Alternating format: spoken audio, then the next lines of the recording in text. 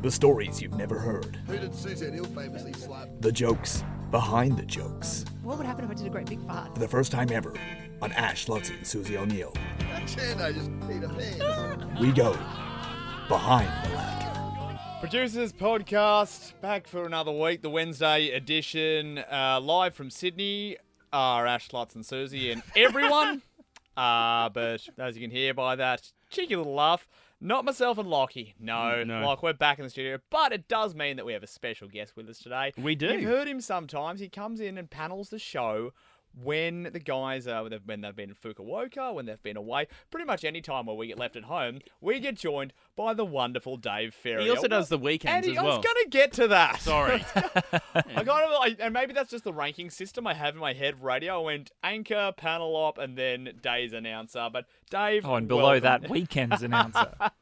Hello, my friend. Hello. Welcome. Hey, thanks for having me. Say hello to our nearest and dearest listeners who, they follow us through thick and thin and listen to most of the things we put out. And the Producers Podcast is now twice a week. So, Dave, thank you for joining us for the first time. And look, in your role, this is all about behind the scenes. Take us through what the morning looks like when the guys are in an external location for you. Well, I come in and I am, when Mitch is with them, I'll be on air between 5 and 6, and so I'll usually get that organised. And then about 10 to 6, I start to panic because I don't know if you've talked about how sort of casual the guys are about rolling into the studio and getting ready for the show.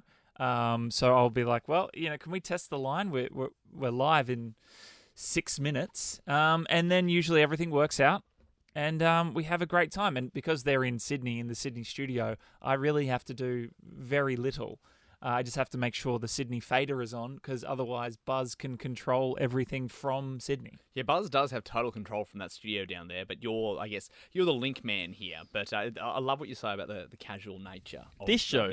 Casual? What do you mean? No. You did ask one of the great questions throughout the show where you buzzed through to where I was sitting in my chair, and you said, on the board, 8:10, it just says Susie. Does that mean anything? I'm like, I just buzz back up. Nah, she'll probably start talking first, and that's it. That is the nature. Because you and I, we've worked together in a former life. We worked on on a rival breakfast show. On a different breakfast show. Lachie, the level of organisation for payoff was quite incredible. I'll just say, one of the hosts would get in at 4 a.m. and read the entire newspaper. No. And we mean the entire newspaper. Oh, my goodness. How much was actually synthesised in? Not too sure, but the whole thing was done. So it was a different level. Even the community notes, even like the... the personal ads. The personal ads? Yeah, the latest sex worker options. Yeah, who's available at the Viper Room right now. But I had heard about this show because I was friends with a former... executive producer, that it will just be, they'll just put their name in for a content spot. I couldn't quite believe it until I saw it for myself. And I was even thinking today, because I just still can't turn the... I love it. I love it. This is the best, funniest breakfast show going around, not just in Brisbane, I think. Partly because it's so casual and they are clearly just have great chemistry and a great sense of humour, and it's not contrived. Anyway, get off my little radio rant I love there. it. But can we go quote that verbatim and get that into radio today? or the forgotten publication, Radio Info. I do love and respect and admire for various reasons everyone I've worked with across the journey. There you go. If I covered all my bases. You've done so well. I can't help but still compare. And I was thinking, the guys were at the Captain's Run yesterday. Yeah. Any other show that I've worked on, not just the one that you and I worked on, Nick, they would have come fully armed with 10 grabs to work through, and leading into that chat, it would have been, all right, Dave, R1726, then I'm going to play R1724, then R175. No, actually, there was R177 before R175, and I'd have to line them all up. And you introduce more elements, you introduce more options for things to go wrong. So I am just amazed, and I don't know, it's like a breath of fresh air that, no, they went there, but they can just tell the story of it. We don't have to have this constant actualization, this constant proof, audio to prove it. But I guess it's just preference thing. Isn't it? But it's just interesting because it feels like the dogma around radio is that no, you have to do that. You have to do that. And Ash, Lachie and Suze prove that no, you can just turn on the mics and see what happens. Do whatever you want, and it's going to be fine, guys. It's going to be fine. Turns out that's how people actually talk. But it's funny you say that because it is, right now we're recording, it is Origin morning. Our guys, as I said, they're all down there in Sydney with a couple of our listeners whose stuff that we took from them off the streets, and including, as I said, the PC that I shoved in the back of the Nova car the other day. But Lachie, we're back here. I was out in the streets this morning, and again had to do that nice little thing where the duck moves slowly above the water, but underneath he's paddling very quickly. Lovely Mitch took the headphone equipment that we used for the Streets Cross. So Gus Man and I had to run down to Shell and buy some crappy headphones, and it turned out I think the quality was pretty crappy, but something actually made me feel crappy during that cross, Lachie, and I don't know if you picked it up. Oh, don't worry. Look, there's nothing I enjoy more. And I will say this now, just to get this on record. I am from New South Wales. I was born there. I spent my junior years there. I sat through the bad years, and there's still plenty of them to come. What I will say is that I thought that was pretty clear to everyone on this team. I don't own this. I don't own this jersey. Ironically, it's not a gimmick. Turns out that's what Ash thought the whole time. Yep. Turns out Ash thought that no, this was just a joke. He didn't know that I was from New South Wales. I wouldn't say it's something that I lead with, but I'd say it's something that's pretty well known about me. If you were to name 10 things about Nick, what would you know? You'd probably say he's from New South Wales. He's from Lennox Head. It comes up. Yep. Ash this morning. Oh, I didn't know he was from New South Wales. Really? Yeah. We talked about this on the show literally like 3 days ago.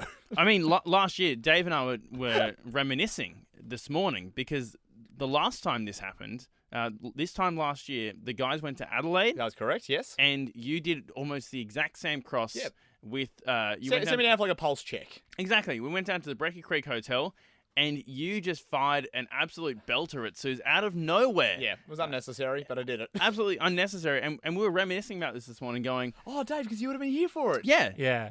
Dave, one of the first times I panelled. And I think even in that break, we established that you were from New South Wales and that... I remember it was an outrage that you're on the Ash Lachie and Susie O'Neill Instagram page wearing a Blues jersey. So I think Ash did know.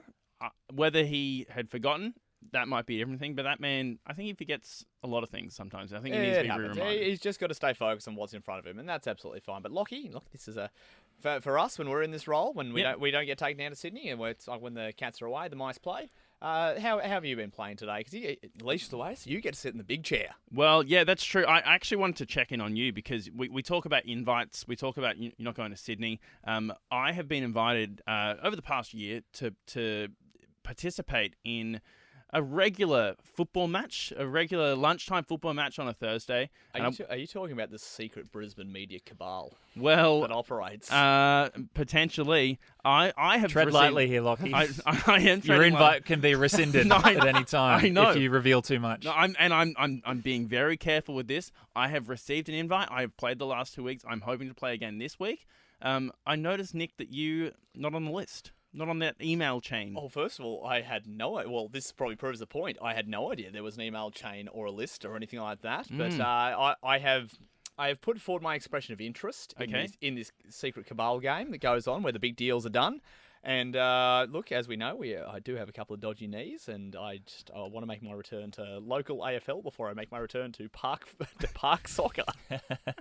That's a very specific order because after 2 and a bit years of rehab, I just could not forgive myself if I put myself back a little bit further. Yeah, okay. So I hope if there are any Cabal listeners listening at the moment, please. I would love to be a part of this. I can bring a lot to the table, but just right now... Enthusiasm? Yes. Enthusiasm. Knees, no.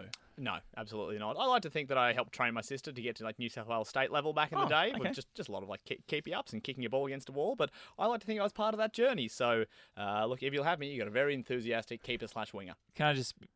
I did say, let me know when you're ready, and I'll add you to the email chain. And just to give an insight into the level... Dave, you in the Cabal. Last week... Oh, I'm one of the chieftains. Oh, my God. Grand Poobah. Last week, someone played barefoot. Yeah.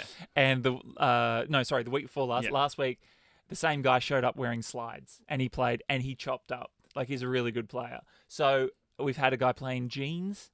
That is a level No, this is of skill. This is like sort of like Rio favelas sort of stuff. Or Yes. Like the street courts of Marseille. This is just where natural skill comes. It doesn't matter about having the equipment. It's what you actually bring But to it the is a field. secret society, and Yeah. being invited is an honour because It's there are an things invite that only. can happen that make the media here in Brisbane and around the world, I'll just say, Ooh, where there are tease. direct lines to people who take part in this game, but you absolutely cannot cross that line. No. You can't come wearing your radio hat and going, let me just ask and see if they'll take part, because this is a true off the record game. Yeah. It's a safe space. It's a safe- You'll hear things, you'll hear valuable information. Yep. It has to stay on the soccer Got to pitch. park it. Yeah. Got to park it. I like the idea of building the myth of this game. Yeah, yeah. Brisbane. I like the respect, though, that it's almost like, hey, tools down. We're not going to talk shop. We're not going to... I mean, there might be a little bit of talking shop, but it's never... I'm not going to take this information that I've learned No. and use it in my work. Because there have been times that you could sell it to the Daily Mail, or there are huge international communities that would kill for the piece Yes. of information that was just dropped. Yeah. But you can't. You have to respect the game. Can I declare? safe space. Can I declare some information so it doesn't come out? Like I want to get ahead of the scandal here. Okay. I have once played in a media sport, a couple of media sports games actually. I've played cricket earlier this year with more advertising sales people, not my type of people, No. but ironically the people that could help me out later in life. That was a charity That was- thing. That was a Yeah. charity thing, but you know, these conversations happen. I also played in an AFL game on the Gabba. Oh, years and I years and remember years hearing ago. about this. Yes.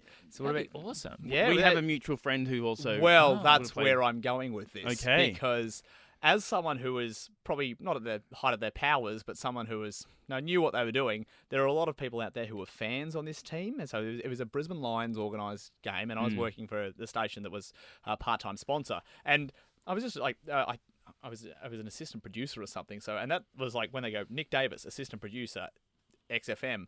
I was like, this doesn't really hold up in comparison to everyone else, but you know what? I'm in the locker room, I'm here, and I just said to myself that day, I'm just going to put on a clinic. I'm going to put on... This was just supposed to be a fun day. It was a lot of like Lions members and a couple, and there was one team was led by Brent Staker, the former Lion West Coast player, and the other one was led by, I think it was Dom Fay from Kiss. Yes. He also had one of his teammates, who I believe is a member of this Cabal, Zach Mander. Oh, yeah. Now, I think Zach is brilliant. I Yep. think he's one of the great, brilliant minds, and please follow him on every social platform. You will not be disappointed.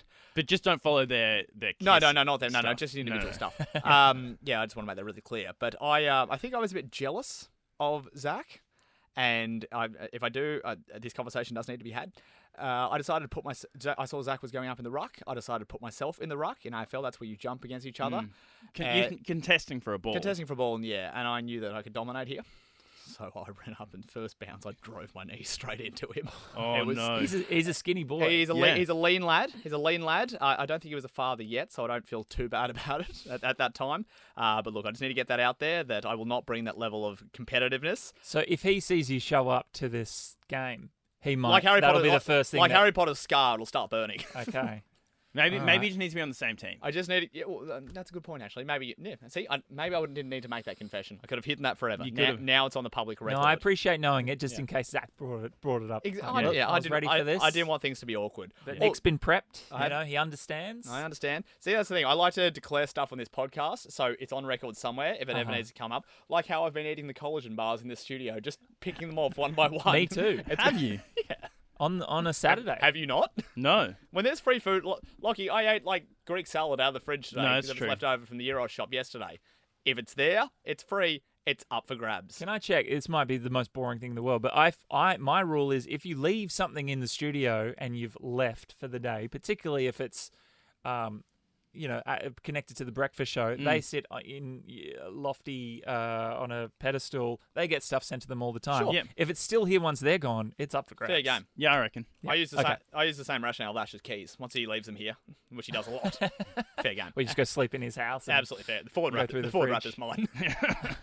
Lachie, we've got a couple of days. We've got State of Origin tonight. Tomorrow will be an interesting show. I'm very excited for tomorrow's show, just because so much hangs on this. Yep. We remember the scenes when Queensland upset the Blues in Adelaide last year, and some of the greatest content of our year came out of just what happened in the crowd that night. So Yes. I'm excited about this. It will be good.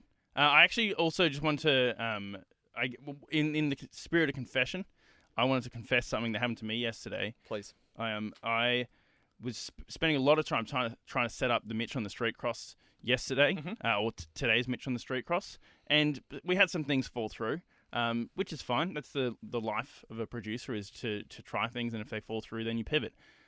I went to go pick up the groceries, and my wife... I think it's unnecessary that Susie makes you go and get them. Yeah, well, my wife had placed the order, and so I'm sure you've done click and collect before. If you haven't, though... Haven't, actually. What you do is we get there, and you call a number. And you call the number, and you go, hey, I'm here. What I did, because I was still in work mode, hey, it's Lachie from Nova here. Oh. Absolutely no need to mention. No, look, when you're in this position, sometimes you use that to get through doors. I have used people's names for years, and if anything can get you a slightly higher esteem, I don't know how that went down with Coles. Slightly you might know faster that Nova and groceries? Coles have a partnership. We actually do Coles Radio. What, my groceries came slightly faster? They slipped an extra onion in there? I don't know. But no, it was just one of those things. I think when I call people at work, I'm always giving context. Hey, it's Lachie from Nova here. And so when I was it was just a reflex at Coles, and the woman, she came out, she was like, oh, so you work at Nova, hey? I was like, yep. What do you do? I love the idea that you had no idea. Like, what do you mean? How did you know it? You literally just told me. Yeah. My partner has observed, noticed, whatever. I hang up the phone really quick at the end of calls. Okay. And I think you were a dick all these years. Yeah, I think it's because doing comps as your workday announcer, 10K a day, whatever you do, a phone blitz, it's like, all right, you'll get a text on Monday, yep. And then you just move on really quick. There's no time for, all right, thank you, bye. Yeah. See ya, bye. So this stuff does bleed into your normal life. What I'm hearing is this industry makes us all worse people. Oh yeah, it's giving me tinnitus in my left ear. Oh. It has an effect. Oh, there you go. Yeah, I'm still preparing my. I'm hearing workers' comp. Class action. I was going to say you're probably not hearing it, but I am. All right, Lachie. Well, let's enjoy these next few hours, and then we'll see you back on Friday to wrap up the week. Sounds good.